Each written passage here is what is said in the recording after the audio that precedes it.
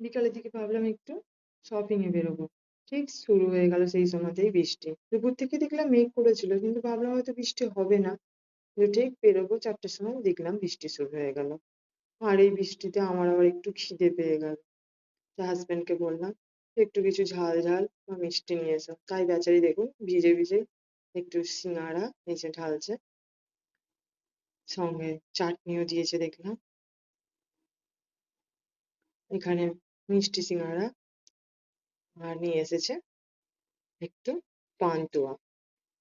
আমি যা যা বলেছি তাই নিয়ে এসেছে। পুরো ভিজে গিয়েছে।